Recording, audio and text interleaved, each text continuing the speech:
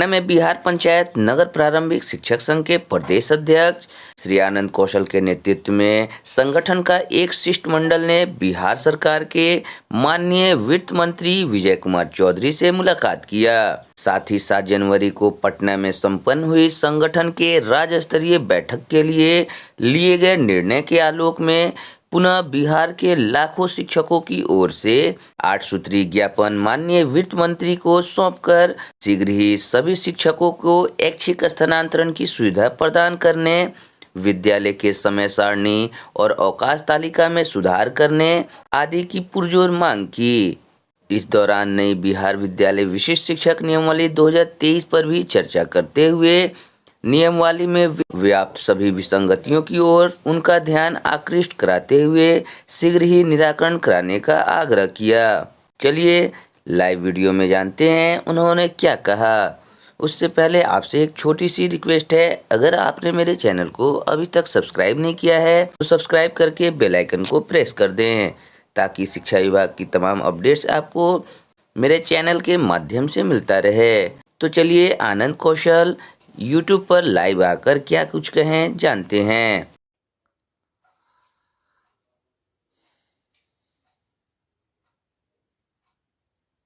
बिहार के तमाम हमारे शिक्षक भाई बहन को आनंद कौशल का क्रांतिकारी प्रणाम। आप तमाम लोगों के आशीर्वाद से विपरीत परिस्थिति में भी निरंतर संघर्ष जारी है और जो भी बातें आप लोगों के द्वारा सामने लाई जा रही है, जितना भी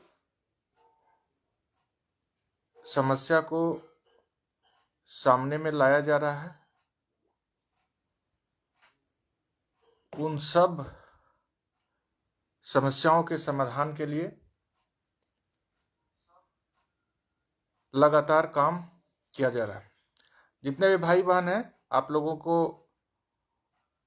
कुछ जानकारी देना था और लगातार फोन आ रहा था, तो आज हमने ये निर्णय किया कि शाम में आप लोगों से बात करेंगे और तमाम जानकारी आप लोगों के साथ साझा करेंगे। सभी भाई बहन शीघ्र जुड़ जाएं, जितने भी बिहार के नियोजित शिक्षक भाई बहन हैं शीघ्र जुड़ जाएं। राइट साइड में शेयर का बटन है और शेयर कीजिए उसको और सभी भाई बहन को शीघ्र जोड़िए। हम लोगों का जो नियमावली आया है उसमें कई त्रुटियां रह गई है। बिहार विद्यालय विशिष्ट शिक्षक नियमावली 2023 26 दिसंबर को अधिसूचित हुआ है। उसमें आप लोगों के द्वारा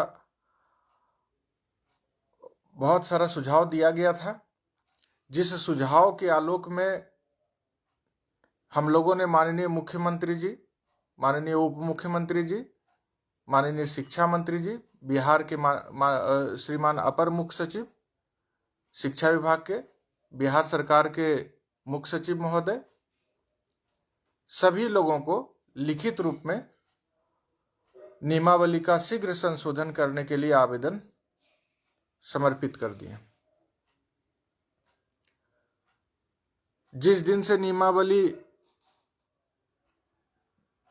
अधिसूचित हुई है उसके दूसरे दिन से ही हम लोग उसमें जो बहुत सारा त्रुटि है उसके संशोधन के लिए लग गए हैं।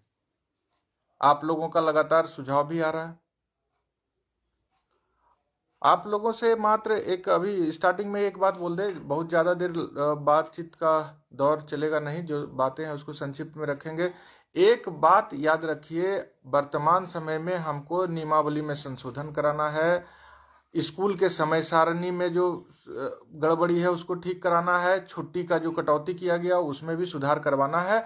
अपनी बात को रखें। माननीय मुख्यमंत्री जी को हम आज आप लोग के बीच में लाइव हुए हैं तो लाइव के माध्यम से भी उनसे अपील कर रहे हैं कि यथाशीघ्र नियमावली में ऐच्छिक स्थानांतरण का प्रावधान करते हुए प्रोन्नति, वरीयता, तमाम जो उसमें कंडिका है जिसमें विसंगति है उसको दूर करने का कृपा कीजिए। आप लोग से भी अनुरोध है, जितना आप लोग को क्षमता है इस लाइव के माध्यम से नियमावली में संशोधन किया जाए। बस इतना लिखिए कि नियमावली में ऐच्छिक स्थानांतरण का प्रावधान किया जाए। कोई भी इस तरह से 3 जिला का ऑप्शन की बाध्यता नहीं दी जाए हम लोगों के सामने। जो हमारी बहन है वो अपना मांग रखिए, अनाप शनाप उलूल जुलूल बोलने का नहीं है कुछ भी। आप अपना मांग रखेंगे वो ज्यादा आप लोगों के लिए कारगर होगा। आप तमाम लोग जान रहे हैं कि सरकार के जो कुछ नियम और कानून बनाए गए हैं सरकार के द्वारा, वह संवैधानिक नहीं है, फिर भी अभी वो नियम चल रहा है। उसमें कह दिया गया है कि कोई भी शिक्षक जो है सरकार के किसी भी नीति पर अपनी बात को नहीं रख सकते, प्रतिक्रिया नहीं दे सकते हैं। संघ संगठन को शिक्षा विभाग कहता है कि हम मानते ही नहीं है, कोई संगठन को हमने मान्यता ही नहीं दी है, कोई भी लोग सरकार के नीति पे बोल नहीं सकते। तो आप लोग जानते हैं कि आपका भाई आनंद कौशल जब तक शरीर में प्राण है आपके शोषण के लिए जो नीति बनाई जाएगी उसके खिलाफ मुखर होकर के अपनी बातों को रखेगा, लिखित रूप से भी, मौखिक रूप से भी, और माननीय मुख्यमंत्री उप मुख्यमंत्री से मुलाकात करके भी। और वह प्रक्रिया अनवरत जारी। इसलिए आप लोग अपनी मांग रखिए। लाइव में आए हैं, आपका जो समस्या है उसको रखिए। इसमें किसी भी तरह का कोई टिप्पणी ऐसा न करिए, किसी भी असंसदीय भाषा का हम लोग शिक्षक हैं, हम लोग तो कभी प्रयोग ही नहीं करते हैं, इसलिए ऐसा नहीं। आप लिखिए कि हमारी मांग पूरी शीघ्र की जाए, हमको तुरंत नियमावली में संशोधन करके बहाना भी लिखिए कि आपको ऐच्छिक स्थानांतरण चाहिए। हमारी बहन आज बरसों बरसों से अपने घर जाने के लिए ऐच्छिक स्थानांतरण की मांग सरकार से कर रहे हैं। हमारे दिव्यांग शिक्षक भाई बहन जितने हैं, तमाम लोगों को हम लोगों ने काफी साल लड़ाई लड़ करके वर्ष 2020 में जो नियमावली आई थी उसमें यह प्रावधान भी कराया था। हमारे शिक्षक भाई बहन को भी जो दूर दराज में है, अपने घर से काफी दूर में, उनको अपने घर के पास आना था। तो अभी जो नियमावली आई है उसमें हमको बेघर करने का जो नियम हम पर लाद रहा है वह बेहद दुखद है। और हम बताए हैं माननीय मुख्यमंत्री जी से कि पूरा बिहार में मायूसी छाया, सारा लोग मायूस है, हतप्रभ है। तो आप अपना जो हमसे जुड़े हैं सबसे पहले शेयर कीजिए, और राइट साइड में शेयर का बटन है, सारे लोग जो एक दूसरे को जोड़िए और सब जगह संवाद। मायूस नहीं होना है, परिस्थिति विपरीत होती रहती है, उससे डट के मुकाबला करना है। अपनी बात को रखिए, आपकी बात सरकार तक पहुंचती है। हम लोगों के आपका जितना भी दिक्कत था, जब नियमावली कैबिनेट से पास हुआ उस समय उसकी प्रति आई नहीं थी, शिक्षा विभाग द्वारा अधिसूचना जारी नहीं किया गया था। हम लोग खुले दिल से माननीय मुख्यमंत्री जी और उप मुख्यमंत्री जी को बधाई दिए, धन्यवाद दिए, आभार प्रकट किए। जब हम नियमावली पढ़े 5 बजे शाम में 26 दिसंबर को, तो घोर निराशा। तो उस निराशा के बाद तुरंत प्रयास शुरू किए। पहले क्या था, तमाम भाई बहन को यह लगता था कि पता नहीं कब कैबिनेट से मुहर लगेगा, कब कैबिनेट से मुहर लगेगा। कैबिनेट से मुहर लग गया तो उसमें बहुत सारा विसंगति आ गया। तो उस विसंगति को दूर कराने के लिए बिहार माध्यमिक शिक्षक संघ के हम लोगों के जो नेता हैं, बिहार माध्यमिक शिक्षक संघ के महासचिव पूर्व सांसद आदरणीय शत्रुघ्न बाबू और हम तमाम लोग प्रयासरत हैं। आपके जो है कोसी शिक्षक निर्वाचन क्षेत्र के एमएलसी हैं आदरणीय माननीय संजीव कुमार सिंह, उनके द्वारा 27 तारीख से ही प्रयास शुरू कर दिया गया है।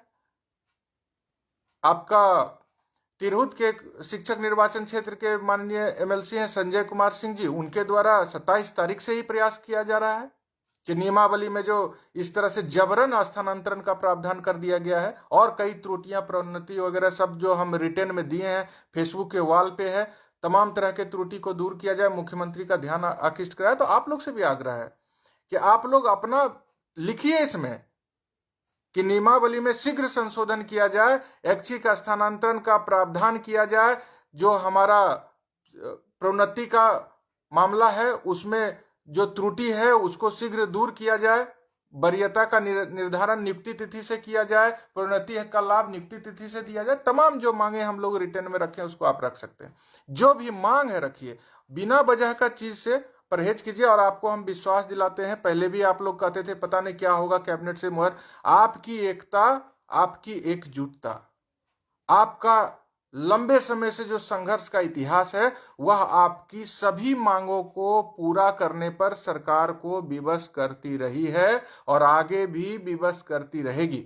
बस आप एकजुट रहिए, चाहे सोशल मीडिया का प्लेटफॉर्म हो, चाहे सड़क पर जब संघर्ष हो तब आप लोग हर स्तर पर एकजुट रहिए। हम अपने व्हाट्सएप चैनल से आप लोगों को जुड़ने का लगातार आग्रह कर रहे हैं। मेरे फेसबुक के लिंक में ही व्हाट्सएप चैनल का लिंक है। लाखों लोग जुड़िए, एक दूसरे से संवाद हो, सरकार तक हमारी बात हमेशा पहुंचते रहे हर स्तर से। माननीय मुख्यमंत्री जी को नियमावली की अधिसूचना के बाद तमाम तरह से, चाहे वह सोशल मीडिया हो, प्रिंट मीडिया हो, इलेक्ट्रॉनिक मीडिया हो, आप लोगों ने देखा होगा पटना का सभी प्रमुख अखबार जिस दिन नियमावली आपका प्रकाशित हुआ 26 दिसंबर को, उसी दिन जब हम अध्ययन किए तुरंत अपना प्रतिक्रिया दे दिए।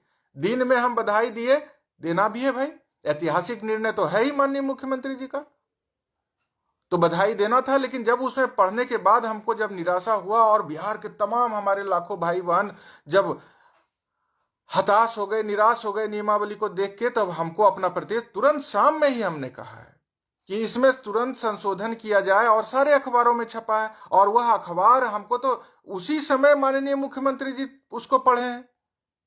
सभी लोग, जदयू के जो सोशल मीडिया का प्लेटफॉर्म है, राजद का जो सोशल मीडिया का प्लेटफॉर्म है, आदरणीय उप मुख्यमंत्री तेजस्वी यादव जी अपने फेसबुक वॉल पर उस पेपर कटिंग को चढ़ाए हैं, उस जो सारे चीजों को चढ़ाए जिसमें आपका भाई बुलंदी से आपके मांग को उसी दिन रख दिया था। 26 तारीख से ही जो नियमावली में त्रुटि है उसका संशोधन कराने के लिए सरकार का ध्यान आकृष्ट कराना प्रारंभ कर दिए। आज आपको हमको बताने में बहुत ही हर्ष हो रहा है कि जितना भी तरफ पहले सरकार माननीय मुख्यमंत्री उप मुख्यमंत्री तक अपनी बात को पहुंचाने में कई महीने लग जाते थे। आज 3 तारीख को, हम 3 जनवरी को हैं आपके बीच में लाइव, और माननीय उप मुख्यमंत्री जी और माननीय मुख्यमंत्री दोनों तक आपकी जो नियमावली में कमियां रह गई हैं उसको पहुंचा दिया गया है। संशोधन जिन बिंदुओं पर होना उसको स्पष्ट रूप से रेखांकित कर दिया गया है। सबसे पहला बात है कि जो हमारा मांग था इस नियमावली को राजकर्मी के दर्जा के साथ जो प्रमुख मांग था वह ऐच्छिक स्थानांतरण, उसमें कोई समझौता नहीं होगा। माननीय मुख्यमंत्री जी से हम लोग विभिन्न माध्यम से रिटर्न में मौखिक रूप से यह बात कह चुके हैं। अब माननीय मुख्यमंत्री जी से लगातार प्रयास किया जा रहा है कि समय दें, बात करेंगे, उनको समझाएंगे। अब बात सुनेंगे नहीं तो समझ में नहीं आएगा। हम कुछ बोलेंगे, पदाधिकारी उनको कुछ और बताएगा, ऐसे थोड़ी चलता है। जो हितबद्ध हैं उनके सुझाव को भी हम अमल में नहीं लाया गया, इसलिए त्रुटि रह गया है। तो त्रुटि पर बात हो रही है और माननीय मुख्यमंत्री जी को कहा गया है कि आप बात करने के लिए भी समय दीजिए। तो प्रयास जारी है। अभी देख रहे हैं बिहार में, देश में राजनीतिक गतिविधि तेज है, इसलिए समय का अभाव है। हमको विश्वास है शीघ्र समय भी मिलेगा, और अगर समय नहीं मिल पाता है तो कोई दिक्कत नहीं है। बात करने का क्या है, आप माननीय मुख्यमंत्री के संज्ञान में, उप मुख्यमंत्री जी के संज्ञान में सभी नियमावली की त्रुटियों को हम लोगों ने लिखित रूप से भी रख दिया है। अब उनके द्वारा शीघ्र इसका निराकरण कर दिया जाए, संशोधन करके तमाम चीजों जो हम लोगों का सुझाव है उसको समाहित कर लिया जाए। दूसरी बात, विद्यालय का जो समय सारणी परिवर्तित कर दिया गया उसका हम लोगों ने भी काफी अध्ययन किया है। अभी हम देख रहे थे 1 जनवरी को पत्र शिक्षा विभाग के द्वारा जारी किया गया है, उसमें एनसीएफ का हवाला दिया गया है। हम लोगों ने एनसीएफ का जिक्र करके माननीय मुख्यमंत्री जी से मांग किया था कि जो एनसीएफ है, एनसीईआरटी के द्वारा जो जारी किया गया है उसमें उसको देखा जाए और उसके आधार पर जो है हम लोगों का समय विद्यालय का फिर से सुधार किया जाए। पूरे सब लोग जानते हैं कि जब से शिक्षा का अधिकार अधिनियम लागू हुआ है उसका पालन पूरे देश में किया जा रहा है। 2023 में जब नेशनल करिकुलम फ्रेमवर्क का निर्माण किया गया एनसीईआरटी के द्वारा, उसमें तो और स्मूथ कर दिया है।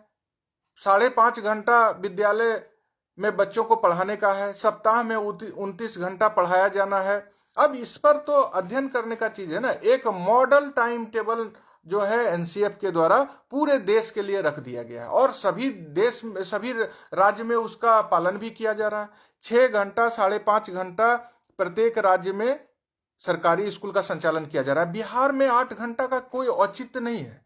शिक्षक को अगर मानसिक रूप से थका दिया जाएगा तो कैसे क्वालिटी एजुकेशन की बात हम करेंगे। शिक्षक को प्रसन्न रहना चाहिए। तो नियमावली आता है तो जबरन स्थानांतरण का उसमें जोड़ दिया जाता है। जो प्रारूप हमारे को दिया गया था उसमें ऐसी बात नहीं थी, हम लोग उम्मीद कुछ और कर रहे थे, लेकिन प्रारूप से भी इतर बातें सामने आ गई, इसलिए हम लोगों ने उसका विरोध भी किया है और सुझाव के रूप में लिखित आवेदन भी समर्पित कर दिया गया।